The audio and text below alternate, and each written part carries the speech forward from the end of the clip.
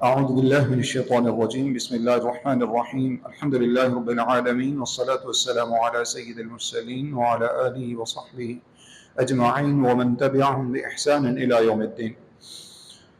سورہ لقمان کی آیت نمبر 19 تک الحمدللہ ہم اس سے پہلے ترجمہ اور کچھ تشریح سمجھ چکے ہیں. آج انشاءاللہ تعالی سورہ لقمان کی آیت نمبر 20 سے بات کریں گے. اللہ رب العزت سورہ لقمان کی آیت 20 میں ارشاد فرماتے ہیں أَلَمْ تَرَوْا أَنَّ اللَّهَ سَخَّرَ لَكُم مَّا فِي السَّمَاوَاتِ وَمَا فِي الْأَرْضِ. کیا یہ لوگ دیکھتے نہیں ہیں کہ اللہ رب العزت نے تمہارے لیے آسمان و زمین کی ہر چیز کو مسخر کر دیا ہے، تمہارے تابع کر دیا ہے. وَأَسْبَغَ عَلَيْكُمْ، اور اس نے تم پر مکمل طور پر عطا فرما دی ہیں نعمہ ظاہرۃ و باطنہ، اپنی ظاہری اور باطنی نعمتیں. ومن الناس، اور لوگوں میں سے پھر بھی کچھ ایسے ہیں من یجادل فی اللہ بغیر علم، جو بغیر علم کے اللہ تعالیٰ کے بارے میں جھگڑا کرتے ہیں. ولا ہدن، نہ ان کے پاس ہدایت ہے. ولا کتاب منیر، اور نہ ہی ان کے پاس روشن کتاب موجود ہے. اب اس آیت کریمہ میں اللہ رب العزت نے ہمیں سب سے پہلے تو آسمان و زمین کی مختلف نشانیوں کی طرف غور و فکر کرنے کی دعوت دی ہے. اللہ رب العزت ارشاد فرماتے ہیں تم لوگ یہ دیکھو کہ اللہ تعالیٰ نے آسمان و زمین کی ہر چیز تمہارے تابع اور فرما بردار کر دی ہے. ایک تو اللہ تعالیٰ کی وہ نعمتیں ہیں جو ظاہری طور پر ہمارے پاس موجود ہیں، جن سے ہم فائدہ اٹھاتے ہیں. جانور ہیں، دنیا جہان کی دیگر چیزیں ہیں، چرند پرند ہیں. اسی طرح سے زمین کے اندر کائنات میں موجود ہمارے پاس نعمتیں ہیں، نباتات ہیں، جمادات ہیں، دریا ہیں، سمندر ہیں، پہاڑ ہیں. اب عام طور پر انسان کے ذہن میں یہ بات آتی ہے کہ اللہ تعالیٰ نے فرمایا کہ آسمان و زمین کی تمام نعمتیں، کچھ نعمتیں ایسی ہیں جو ظاہری طور پر میرے اور آپ کے کنٹرول میں نہیں ہیں، جیسے سورج ہے، چاند ہے، رات اور دن کا سلسلہ ہے، ستارے ہیں، اسی طرح سے ہوائیں ہیں، سمندر ہیں. یہ ظاہری طور پر انسان کے کنٹرول میں نہیں ہے، لیکن حقیقی اعتبار سے دیکھا جائے تو جتنی ہمیں ان چیزوں سے ضرورت پڑتی ہے وہ ضرورت انسان اللہ رب العزت نے اس کی اتنی انسان کو طاقت عطا فرمائی ہے کہ انسان اپنی ضرورت کے مطابق سورج سے بھی فائدہ اٹھاتا ہے، چاند سے بھی فائدہ اٹھاتا ہے. جب چاند آسمانوں پہ طلوع ہوتا ہے تو چاند کے آسمانوں پہ آنے کی وجہ سے بے شمار پھلوں میں، بے شمار فصلوں میں رس پیدا ہوتا ہے. جن علاقوں میں چاندنی راتیں نہیں ہوتی، چاند نہیں نکلتا، وہاں کے پھلوں میں ذائقہ نہیں ہوتا. اللہ تعالیٰ کی کتنی بڑی نعمت ہے. ظاہری طور پر یہ چاند میری اور آپ کی بساط میں نہیں ہے، لیکن حقیقت میں جتنی ہمیں اللہ رب العزت ہماری ضرورت ہے، اللہ نے اس کے مطابق اس چاند سے بھی ہمیں فائدہ لینے کے قابل بنایا. اسی طرح سے آپ تصور کریں سورج اور چاند کے بارے میں کتنے سال ہر سال پہلے، جیسے ابھی بھی ہمارے سامنے سالوں پہلے بنے ہوئے کیلنڈرز آتے ہیں، اور ان کیلنڈرز کی ایکوریسی کو آپ دیکھیں کہ آج بھی اس کے مطابق دیکھا جاتا ہے تو عید انہی دنوں میں پڑتی ہے جن دنوں میں آج سے 100 سال پہلے کسی نے کیلنڈر بنا دیا تھا. کیا یہ اللہ رب العزت کی عطا نہیں ہے کہ اس نے ہمیں اتنی عقل، غور و فکر، شعور جیسی نعمت عطا فرمائی ہے کہ ہم چاند اور سورج کی اس تقویم کے حساب سے ہم اپنی ضرورت کا فائدہ اٹھاتے ہیں. اسی طرح سے سمندر میں دیکھیے اتنے بڑے جہاز کا چلنا، جہاں اگر آپ ایک سوئی پھینک دیں تو وہ ڈوب جاتی ہے. ذرا سی کوئی چیز، چند گرام کی کوئی چیز آپ پھینک دیں تو وہ ڈوب جاتی ہے. ایک انسان وہاں پر لمبا چوڑا ٹائم سروائیو نہیں کر سکتا، مگر اس کے باوجود آپ دیکھیں ہزاروں ٹن وزنی اس جہاز کا اپنا جو وزن ہوتا ہے، کتنا بڑا وزن ہوتا ہے. یہ جو خاص طور پر جو جنگی بیڑے ہوتے ہیں کتنا زیادہ ان کا اپنا وزن ہوتا ہے. پھر اسی طرح سے جو دیگر جو فرٹیلائزر قسم کے ہیں، جو کارگو قسم کے جہاز ہیں، ٹنوں کے حساب سے ان کا اپنا وزن ہے. پھر اس کے اوپر جو وزن لادا جاتا ہے وہ ٹنوں کے حساب سے ہے. اللہ کی کتنی بڑی قدرت اور اس کی عطا ہے کہ ایک انسان، اس میں ایک کیپٹن ہوتا ہے جو اس پورے جہاز کو کنٹرول کرتا ہے. کتنی اللہ تعالیٰ کی بڑی نعمت ہے. اور اس کے بعد اللہ رب العزت ارشاد فرماتے ہیں اللہ نے تم پر اپنی تمام کی تمام نعمتوں کا اتمام کر دیا ہے. نعمہ ظاہرۃ و باطنہ، چاہے ظاہری ہوں یا باطنی ہوں. ظاہری نعمتیں تو ہمیں نظر آتی ہیں، جمادات ہیں، اسی طرح سے نباتات ہیں، مختلف قسم کی جو ہے نا وہ انواع و اقسام کے چرند پرند اور جانور ہیں، اور یہ سب چیزیں ہیں۔ اب باطنی نعمتیں کون سی اللہ رب العزت کی؟ ایمان سے بتائیے، اگر اللہ رب العزت ہمیں ایمان جیسی نعمت جو نظر نہیں آتا، 2 لوگ بیٹھے ہیں، 4 لوگ بیٹھے ہیں، ان میں سے کس شخص کا ایمان کیا ہے ہم میں سے کوئی نہیں بتا سکتا، کیونکہ ایمان ایک باطنی چیز ہے۔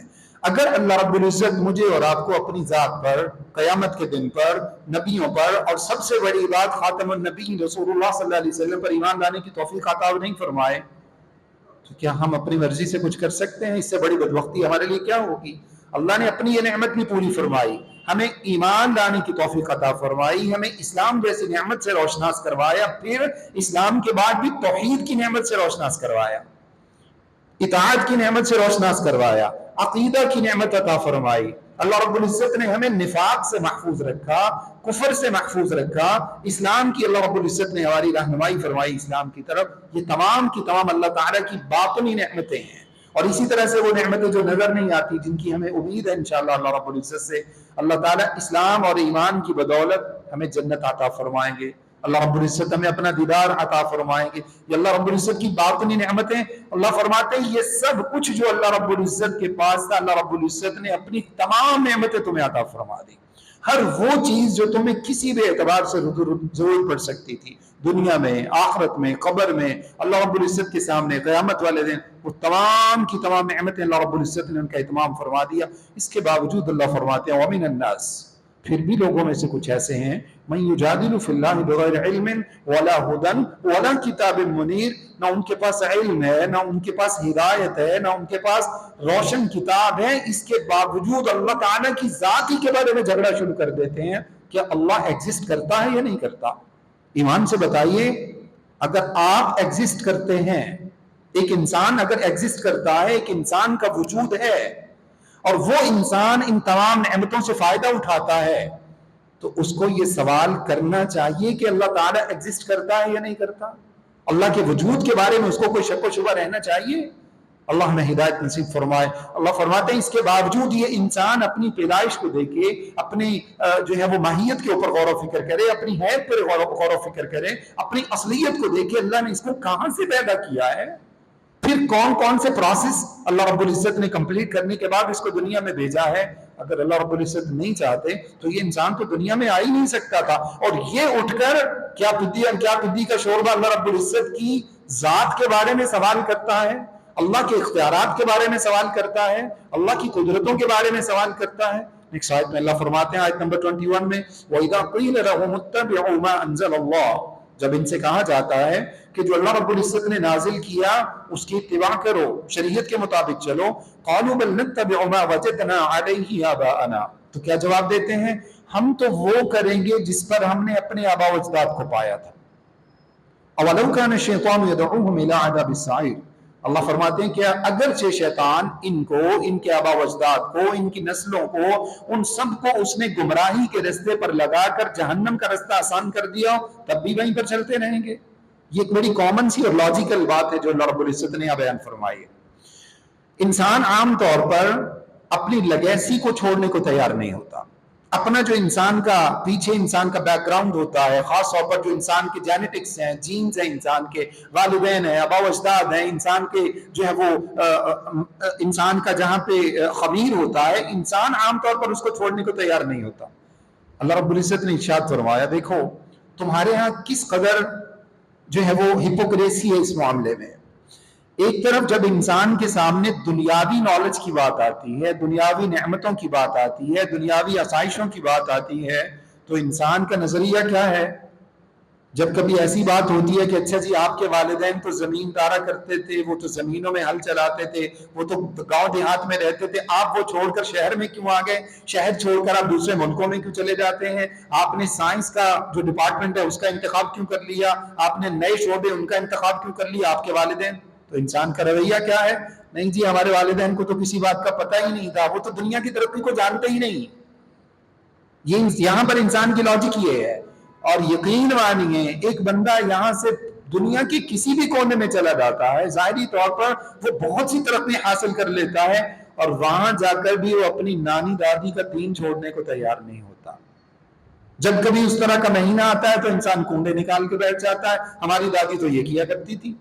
انسان جمعراتیں منانا شروع کر دیتا ہے. دلیل کیا ہے؟ ہماری نانی یوں کیا کرتی تھی. لا حول ولا قوت الا باللہ. اللہ فرماتے ہیں دوسری آیت میں، اسی سے ریلیٹڈ آیت ہے، اولو کان آباؤہم لا یعقلون شیئا ولا یہتدون، اگرچہ ان کے آبا و اجداد نہ عقل رکھتے ہوں نہ ہدایت رکھتے ہوں، اس کے باوجود بھی، یعنی اگر وہ گڑھے میں گر گئے تو کیا یہ بھی گڑھے میں چناک لگا دیں گے؟ کیا یہ بھی جہنم کی آگ میں گر جائیں گے؟ اللہ کا شکر ادا کرنا چاہیے کہ اس اللہ رب العزت نے ہمیں عقل جیسی نعمت عطا فرمائی ہے. انسان کو سائنس کی بات تو سمجھ میں آ جاتی ہے، سائنسی ترقی تو انسان سمجھ جاتا ہے، یہ سائنس نے پروف کر دیا ہے. لیکن اپنی جو اللہ نے انسان کو سب سے بڑی سائنس عطا فرمائی ہے شعور جیسی، اس شعور کو استعمال کرتے ہوئے انسان اللہ رب العزت اور اس کو دین کو سمجھنے کی کوشش نہیں کرتا. نیکسٹ آیت میں اللہ فرماتے ہیں وَمَن يُسْلِمْ وَجْهَهُ إِلَى اللَّهِ وَهُوَ مُحْسِنٌ، جو بندہ اپنے آپ کو اللہ کا فرما بردار بنا لیتا ہے، اپنے چہرے کو اللہ کا اتباع کرنے والا بنا لیتا ہے، پھر وہ نیکی کرنے والا بھی ہوتا ہے، فَقَدِ اسْتَمْسَكَ بِالْعُرْوَةِ الْوُثْقَىٰ، وہ اللہ کی طرف سے ایک مضبوط سرکل میں آ جاتا ہے. وَإِلَى اللَّهِ عَاقِبَةُ الْأُمُورِ، اور دنیا جہان کی ہر چیز کو واپس اللہ کی طرف پلٹ جانا ہے. یہاں اللہ رب العزت نے دین کی نعمت کا سب سے بڑا فائدہ بیان فرمایا. جب انسان توحید پر آ جاتا ہے، اللہ تعالیٰ کی طرف سے اس عقیدے پر آ جاتا ہے، اس ایمان پر آ جاتا ہے جو اللہ رب العزت جس پر انسان کو چلانا چاہتے ہیں، اسلام جیسی نعمت کی انسان قدر کرتے ہوئے اسلام کے مطابق چلنا شروع کر دیتا ہے، دین اپنی زندگی میں لے آتا ہے، اس کا سب سے بڑا فائدہ کیا ہوتا ہے؟ اب شیطان انسان کو کوئی نقصان نہیں پہنچا سکتا. شیطان بھی ظاہری طور پر انویزیبل ہے. اللہ رب العزت نے سورۃ الاعراف میں ارشاد فرمایا انہ یراکم هو وقبیلہ من حیث لا ترونہم، تمہیں پتہ نہیں چلتا، تمہیں نظر نہیں آتا شیطان کہاں سے وار کرتا ہے. کہاں سے وار کرتا ہے؟ صحیح حدیث میں رسول اللہ صلی اللہ علیہ وسلم ارشاد فرماتے ہیں ان الشیطان یجری کمجرى الدم، انسان کی باڈی میں شیطان یوں چلتا ہے جیسے خون گردش کرتا ہے. کہیں پر بھی کچھ بھی غلط قسم کی ڈکٹیشن دے دیتا ہے. کبھی ہاتھ کو کر دو، سائن کر دیتا ہے انسان، کبھی زبان کو بول دو، بول دیتا ہے، دماغ میں اچھا بھائی چلنا شروع کر دو، نماز میں کہیں اور چلنا شروع کر دیتا ہے. کبھی دل کو کیا فرق پڑتا ہے، یہ کون سا کسی کو نظر آ رہا ہے، کر لو جو سمجھ میں آتا ہے. اعوذ باللہ من ذالک. اس کے باوجود اللہ رب العزت کیا فرماتے ہیں کہ جب انسان شریعت پر کاربند ہو جاتا ہے، توحید جیسی نعمت کو اپنا لیتا ہے، اب شیطان کا وار اس کے اوپر نہیں چلتا. اس کو نظر آتا ہے کہ بہت سارا معاشرہ شرک کی طرف جو ہے وہ پلٹا ہوا، شرک کی طرف چلنے والا، لیکن اللہ اس بندے کو بچا لیتے ہیں، اللہ اس کو نفاق سے بچا لیتے ہیں، اللہ اس کو دیگر گناہوں سے بچا لیتے ہیں. یہ سب سے مضبوط سرکل کون سا ہے؟ اللہ کی توحید کا سرکل ہے، رسالت کا سرکل ہے، اطاعت کا سرکل ہے اور شریعت کا سرکل ہے، جس میں انسان آ جاتا ہے. رسول اللہ صلی اللہ علیہ وسلم کیا ارشاد فرماتے ہیں ترکت فیکم امرین، میں تمہارے پاس دو چیزیں چھوڑ کے جا رہا ہوں، لن تضلوا ما تمسکتم بہما کتاب اللہ و سنت رسولی. یہ اتنا مضبوط حصار ہے، اتنا مضبوط یہ سرکل ہے کہ اس میں جب تم آ جاؤ گے تو اب دنیا جہان کی کوئی چیز تمہیں گمراہ نہیں کر سکتی. اور وہ دو چیزیں کیا ہیں؟ کتاب اللہ اور سنت رسول اللہ صلی اللہ علیہ وسلم. اب دنیا کا کوئی شخص تمہیں گمراہ نہیں کر سکتا، کوئی عقیدہ تمہارے اوپر اثر انداز نہیں ہو سکتا، کوئی شیطانی چال تمہارے بارے میں کارگر ثابت نہیں ہو سکتی. اللہ رب العزت ہمیں بھی اس مضبوط سرکل کو اپنانے کی توفیق عطا فرمائے. اگلی آیت میں اللہ رب العزت فرماتے ہیں آیت نمبر 23 میں وَمَنْ كَفَرَ فَلَا يَحْزُنْكَ كُفْرُهُ. اس کے باوجود اللہ کے رسول صلی اللہ علیہ وسلم اگر کوئی شخص کفر کو اپنا لیتا ہے، یہ سب کچھ دیکھنے کے باوجود بھی وہ اپنے کفر پہ ڈٹا رہتا ہے، فَلَا يَحْزُنْكَ كُفْرُهُ، آپ اس کے کفر سے غمزدہ نہ ہوں. الینا مرجعہم فننبئہم بما عملوا، واپس تو ہمارے پاس ہی آنا ہے نا. فننبئہم بما عملوا، پھر ہم اس کو بتائیں گے یہ کیا کرتا رہا ہے دنیا میں. ان اللہ علیم بذات الصدور، اللہ رب العزت سینوں کے رازوں کو بھی جانتا ہے. نیکسٹ آیت بھی اسی سے ریلیٹڈ ہے. اللہ فرماتے ہیں نمتعہم قلیلا ثم نضطرہم الی عذاب غلیظ. فائدہ اٹھانے کے لیے تو ہم نے اس کو دنیا میں چھوڑا ہوا ہے، جو یہ سب کچھ ہونے کے باوجود، سب سمجھ میں آنے کے باوجود کفر پر ڈٹا رہتا ہے. اللہ فرماتے ہیں فائدہ تو ہم اس کو بھی پہنچا دیتے ہیں، بلکہ کبھی مسلمانوں سے زیادہ بھی دے دیتے ہیں. مسلمانوں کے پاس کم ہوتا ہے، کفار کو ہم کہیں زیادہ عطا کر دیتے ہیں، حالانکہ وہ کافر ہے، حالانکہ وہ فاسق ہے، حالانکہ وہ مشرک ہے. اس کے باوجود اللہ اس کے پاس زیادہ رزق کی ریل پیل کر دیتے ہیں. کیوں؟ یہ وہ طبقہ ہے جن کے بارے میں اللہ فرماتے ہیں وَمِنَ النَّاسِ لوگوں میں سے کچھ ایسے ہیں جو کہتے ہیں ہمیں یقول ربنا آتنا فی الدنیا، وہ کہتے ہیں اللہ یہ دنیا ہی تو سب کچھ ہے ہمیں دے دے، اللہ دنیا ان کی گود میں ڈال دیتے ہیں وَمَا لَهُ فِي الْآخِرَةِ مِنْ خَلَاقٍ، اب قیامت والے دن ان کے لیے کچھ نہیں ہے۔ اور کچھ وہ ہیں جو کہتے ہیں ہمیں یقول ربنا آتنا فی الدنیا حسنہ وفی الآخرۃ حسنہ، اللہ دنیا بھی اچھی کر دے آخرت بھی اچھی کر دے۔ اللہ فرماتے ہیں پھر ہر قسم کی عیاشی سے بچ جانا جو میری نافرمانی کی طرف تمہیں لے جانے والی ہو، اس طرح کی عیاشی پہ پھر توجہ نہ رکھنا، جو اللہ نے حلال دیا ہے اسی میں اتنی برکت ہوگی تو مطمئن ہو جاؤ گے، دنیا بھی اچھی ہو جائے گی تمہاری آخرت بھی اچھی کر دیں گے، اللہ ہمیں بھی ان میں سے بنا دے۔ تو اللہ رب العزت ارشاد فرماتے ہیں نبی صلی اللہ علیہ وسلم آپ اپنے آپ کو ان لوگوں کے پیچھے ہلکان مت کریں جو اس کے باوجود ایمان لانے کی طرف نہیں آتے۔ رسول اللہ صلی اللہ علیہ وسلم ارشاد فرماتے ہیں دو باتیں، ایک کفار سے متعلق اور ایک ایمان والوں سے متعلق۔ آپ صلی اللہ علیہ وسلم فرماتے ہیں کہ میں تم لوگوں کو پکڑ پکڑ کر جہنم کی آگ سے بچانے کی کوشش کرتا ہوں اور تم مجھ سے چھوٹ چھوٹ کر جہنم میں جانے کی کوشش کرتے ہو۔ دوسری بات اللہ کے رسول صلی اللہ علیہ وسلم فرماتے ہیں میری ساری کی ساری امت جنت میں داخل ہو جائے گی الا من ابا، مگر جس نے جنت میں جانے سے انکار کر دیا۔ صحابہ نے عرض کیا اللہ کے رسول صلی اللہ علیہ وسلم ایسا بدبخت کون ہو سکتا ہے جو جنت میں جانے سے انکار کر دے؟ ارشاد فرمایا من اطاعنی، جس نے دین ہونے کے باوجود میری اطاعت کی، کیونکہ اطاعت کے بغیر دین کا کوئی تصور نہیں ہے، جس نے میری اطاعت کی فقط دخل الجنہ، وہ جنت میں داخل ہو گیا، اور جس نے اللہ کی طرف سے شریعت آنے کے باوجود اپنی مرضی کا دین اپناتا رہا فقد ابا، اس نے جنت میں جانے سے انکار کر دیا۔ اللہ ہماری حالت پر رحم فرمائے۔ تو اللہ رب العزت ارشاد فرماتے ہیں کہ نبی صلی اللہ علیہ وسلم آپ ان کی باتوں سے ان کے معاملات سے پریشان نہ ہو، کیونکہ اللہ نے ان کو صرف دنیا دے رکھی ہے، ان کے لیے آخرت میں کچھ نہیں ہے۔ فلا یغرنک تقلب الذین کفروا فی البلاد متاع قلیل، تمہیں کفار کا ریل پیل، ان کا آگے پیچھے آنا جانا، ان کے جہازوں کا چلنا، ان کی کاروبار کا چلنا، ان کی دنیاوی ترقی، ان کی ریل پیل، ان کی بلند و بالا بلڈنگیں اور یہ سب کچھ تمہیں پریشان نہ کرے۔ کیوں؟ متاع قلیل، یہ تو تھوڑا سا دنیا کا سامان ہے، یہ بھی تمہاری طرح خالی ہاتھ آئیں گے، تم بھی خالی ہاتھ آؤ گے۔ وہاں پر صرف جو انویزیبل چیزیں ہیں، جو ایمان ہے، عقیدہ ہے، یقین ہے، توحید ہے، رسالت ہے، اطاعت ہے، اتباع ہے، وہاں پر صرف یہ کام آئے گا۔ اللہ رب العزت ہمیں بھی اس کو اپنانے کی توفیق عطا فرمائے۔ اس کے بعد اللہ فرماتے ہیں وَلَئِن سَأَلْتَهُم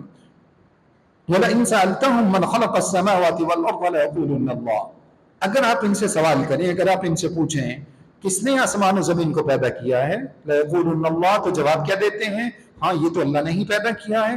قُلِ الْحَمْدُ لِلَّهِ، اللہ فرماتے ہیں پھر کہہ دیجئے کہ تمام تعریفیں بھی اسے اللہ تعالیٰ کے لیے ہیں، بل اکثرهم لا يعلمون، بلکہ اکثر لوگ اس بات کو جانتے نہیں ہیں۔ نیکسٹ آیت کا تعلق بھی اسی سے، اللہ فرماتے ہیں للہ ما فی السماوات والارض، آسمان اور زمین کی ہر چیز کی بادشاہت اللہ رب العزت کے ہاتھ میں ہے۔ ان اللہ هو الغنی الحمید، اللہ رب العزت ہر چیز سے بے پرواہ ہے، اس کی تعریف کی ہوئی ہے، تم نہیں بھی کرو گے، دنیا جہان کی ہر چیز اس کی تعریف کرتی ہے۔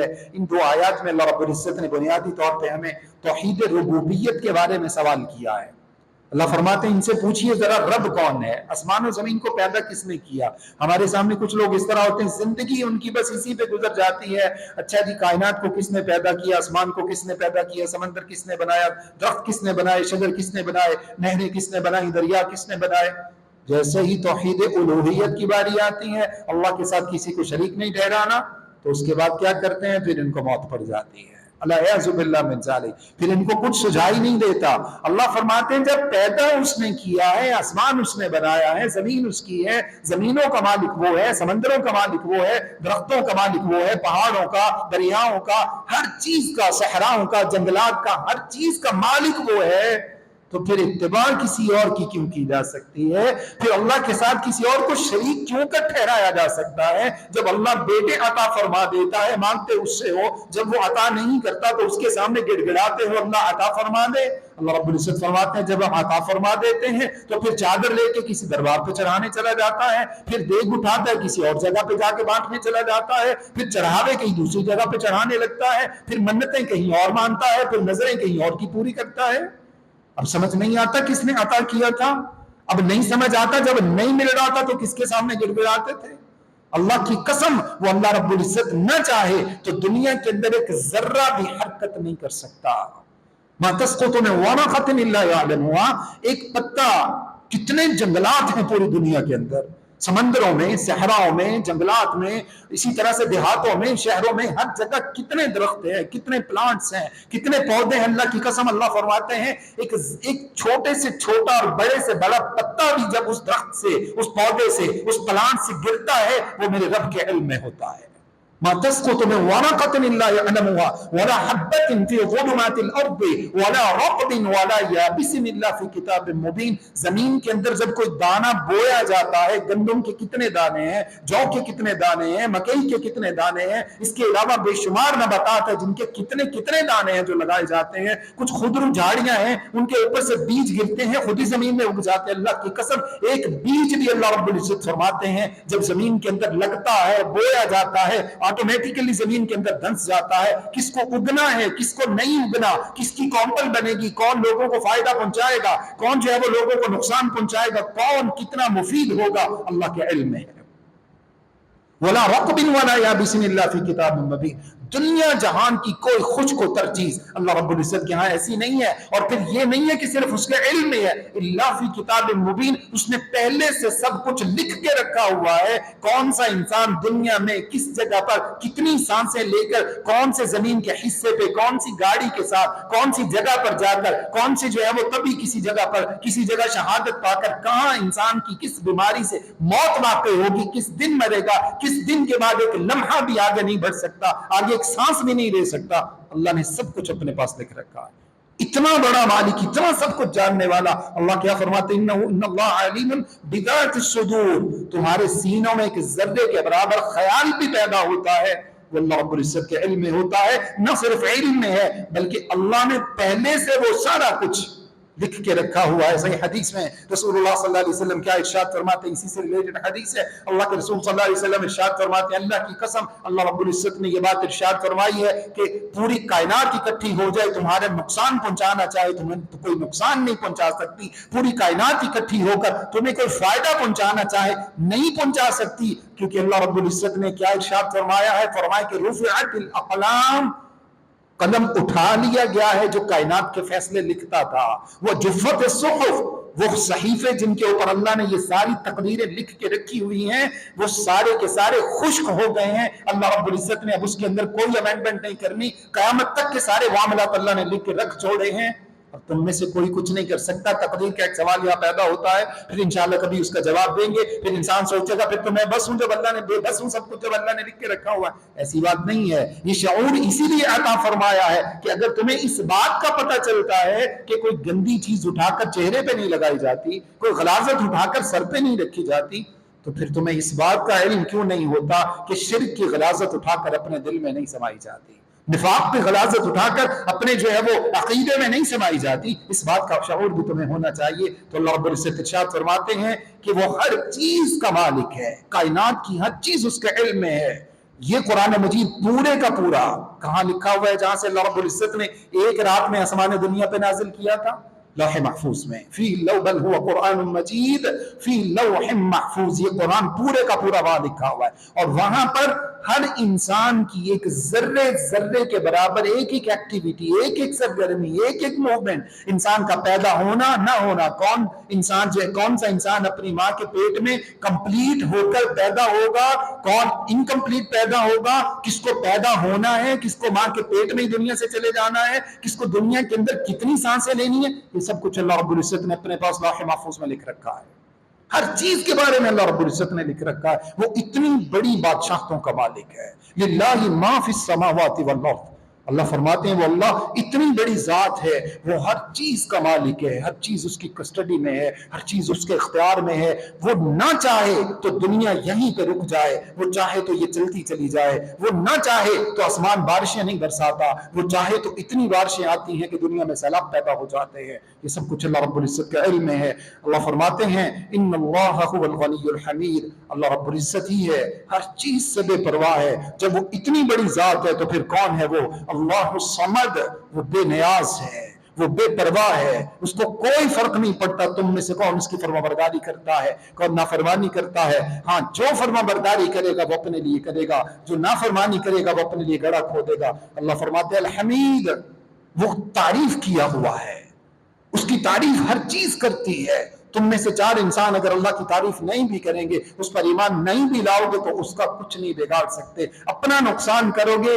لیکن یہ بات یاد رکھ لو، دنیا جہان کی ہر چیز، اللہ رب العزت ارشاد فرماتے ہیں، کائنات کی ہر چیز طوعا وکرہا بالغدو یسبح له السماوات والارض بحمدہ، آسمان و زمین اس کی تعریف کرتے ہیں۔ تسبح الرعد بحمدہ والملائکۃ من خیفتہ، جب بارش کے اندر بجلیاں کڑکتی ہیں تو اللہ فرماتے ہیں یہ بھی اللہ کی توحید بیان کرتی ہیں، یہ بھی اللہ کی تسبیح بیان کرتے ہیں، فرشتے اس کے اتنے تسبیح بیان کرنے والے ہیں۔ بیت اللہ کے اوپر ایک بیت المعمور ہے جس میں روزانہ 70,000 فرشتے اس بیت المعمور کا طواف کرتے ہیں، اور اللہ کی قسم صحیح حدیث میں رسول اللہ صلی اللہ علیہ وسلم نے ارشاد فرمایا، جو فرشتہ ایک مرتبہ وہاں پر اللہ کی تسبیح تحمید اور تکبیر بیان کرتے ہوئے گزر جاتا ہے، قیامت تک اس کی باری نہیں آتی۔ اتنے فرشتے اللہ رب العزت کی تسبیح بیان کر رہے ہیں، تم نہیں کرو گے اپنا نقصان کرو گے، کر لو گے اپنے لیے بہترین آخرت بنا لو گے۔ اللہ سے دعا ہے کہ جو کچھ میں نے آپ کے سامنے بیان کیا، مجھے اور آپ سب کو سمجھنے، عمل کرنے اور آگے پہنچانے کی توفیق عطا فرمائے۔